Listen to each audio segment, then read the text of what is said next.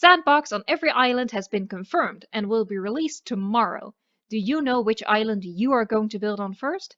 Let's have a look at all of the maps so you are ready to pick the best map for your next park as soon as update 1.10 goes live. Thanks for watching this video. Subscribe for park building tips, tricks, and inspiration. I upload 2 videos every week. Ring the bell and you won't miss a thing. I gotta admit, I was a little worried the expansion of Sandbox mode wouldn't happen until December, but I am very happy that tomorrow, Tuesday the 17th of September, is the day. This is probably the main and realistic thing that the game needed. I thoroughly resent that I have to work every day this week, and I even already have plans for the weekend. I'm afraid that means I won't be getting much sleep this week. Because the islands are currently only playable in the campaign or in challenge mode, you probably haven't been to the other islands more than a couple of times. I know I haven't. So in preparation, I wanted to have a look at all of the maps and the scenery of each island to refresh your memory and help you decide on where to build your first non-Nublar sandbox park. At the end of the video, I'll also share my arbitrary personal top 5, and I'd love to know which islands are your favorites. Let's get started on the video. Isla Muerta East is the first map I'll be showing.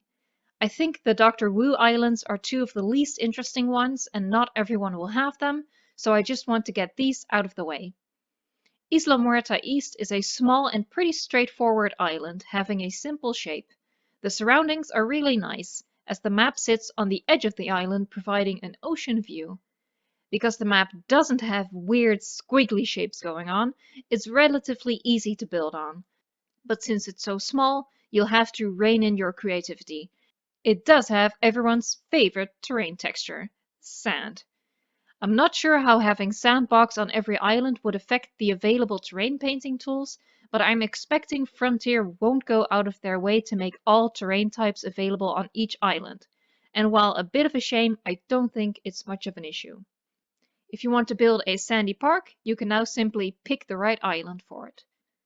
Isla Takano Research Facility is the other map in the Dr. Wu DLC and it's even smaller. It's also my least favorite map of the 10. The other islands have more to offer in terms of size or views. It's another simple shape with one corner overlooking the ocean. Unfortunately, the trees at the edge of the cliff are just outside of the buildable area, so they can't be removed to free up the view. The terrain is pretty even to start with, so it's doable to level the entire map to give you a better base for your park. The simple shape will allow for a nice centralized design, but also makes it harder to tuck your ACU and creation lab away somewhere. When you place your first building, it's kind of shocking to see the size of this island. Just look at this maximum path length relative to the entire size of the map. From my least favorite map to one of my absolute favorites, Isla Nublar North. If the Jurassic Truck Tour, the 3 dinosaurs, or the paleobotany system weren't enough to convince you to buy Claire's Sanctuary, Sandbox on these 2 islands should. Nublar North is the only map that is described in-game as sprawling, as opposed to just large.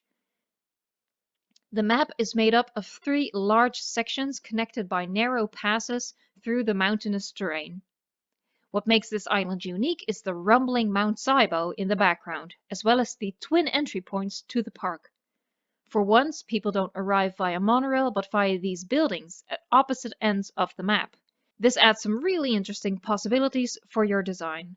Each of the separate sections are relatively flat, so easy to flatten fully. The elevation mostly comes in the narrow straits that connect the different parts, and I really like this overall tiered map. You can give each section its own theme. Sanctuary is Claire's other island. I don't know how it being an undisclosed location works in combination with making it a commercial park, but apparently people are willing to let themselves be taken to a theme park on an unknown location. Sanctuary is like an alternative Nublar in how it's laid out. A main area with a simple shape with a little bit protruding to the right of the entry point. But rather than be shut in by the mountains, Sanctuary has an ocean view, and that also means sand. The terrain is pretty level, and as said before, the straightforward shapes make building any given design relatively simple. I'm not the biggest fan of the ocean view on this island. The islands in the distance look like they lack texture. I think it's meant to be because of the distance, but it doesn't seem right. They don't look far away enough to be so lacking in detail. Still though, you do get this nice raised point at the edge overlooking the ocean and your park as well. I like little features like that. I find it inspiring. In my opinion, having Sandbox for every island makes Claire's DLC more valuable because of Sanctuary and Nublar North. Isla Matanceros is a great map that I've revisited before. Since the weather is chill here, I like coming back to this island. I don't think we got to enjoy it properly during the campaign due to the kind of half-assed tutorial aspect thrown in. Matanceros is medium-sized if you consider Penna, Muerta East, and the research facility as small, and the likes of Nublar North and Sorna as large. Building on Matanceros is made a little more tricky by the change in elevation throughout the map, as well as a rock formation popping up to which you lose buildable area, and you're stuck with an awkward bit of space surrounding it. It does have one of the prettiest surrounding mountain ranges though, with a lot of waterfalls on display, and if you can work around the elevation, you can make a beautiful park. If you decide Matanceros is the island of your choice after watching this video, pop on over to my tour of my Matanceros restart for some building inspiration. The link to the video will be included in the end screen. Next up, Isla Muerta, probably one of the most beautiful islands stretched out along the coast. The water is really shallow here, unlike the water surrounding other islands, which just looks blue. This water looks clear and inviting, and I certainly wanted to jump into it once or twice whenever my raptors freaked out in a storm during my playthrough. Muerta raised the challenge of building on odd elevation to a new level. Get it? The entry point is situated much higher than the rest of the island, and the terrain dips sharply towards the water in that first section. This isn't an island that you can flatten to one level. You have to build on several plateaus, which either stunts or sparks your creativity. Being able to build both beachside resorts and cliffside exhibits makes it worth the extra effort though, and also sand. I have a video ready with 5 tips for building on Isla Muerta, but also for building on Takano and Penna. So check out those videos. I will be uploading them over the course of the next couple of days, and I will link them in the end cards.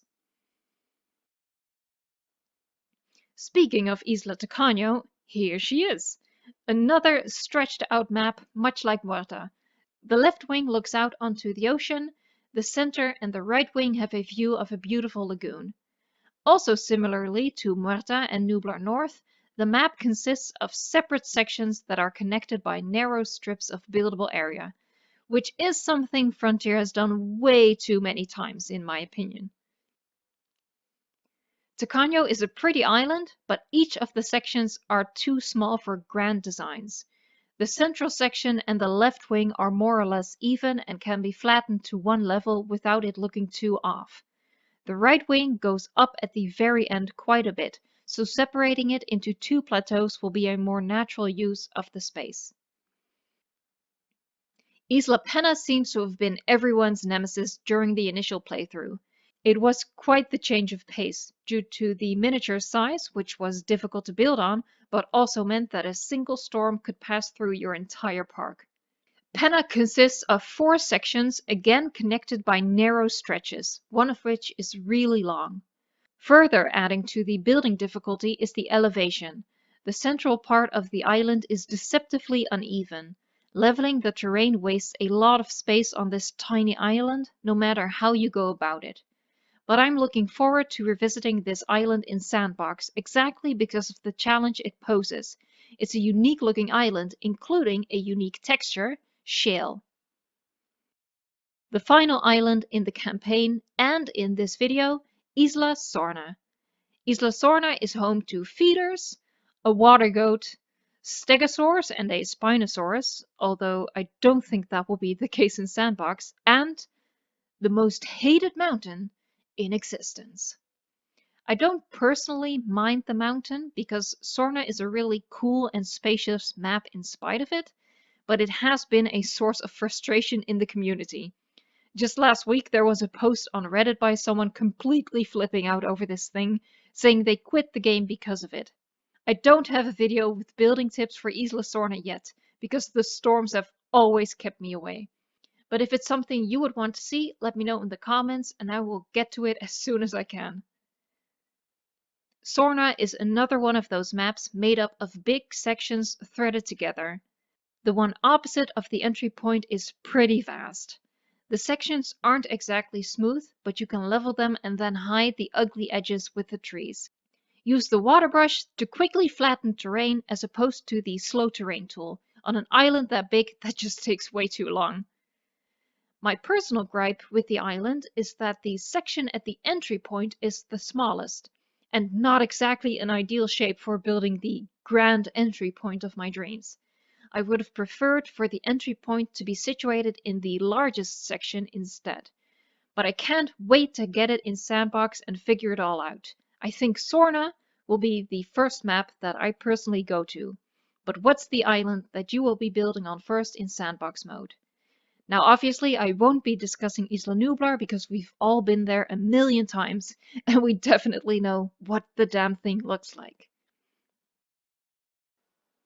Now, here's my personal top 5 as promised, but please don't forget to share your own top 5 islands in the comments below.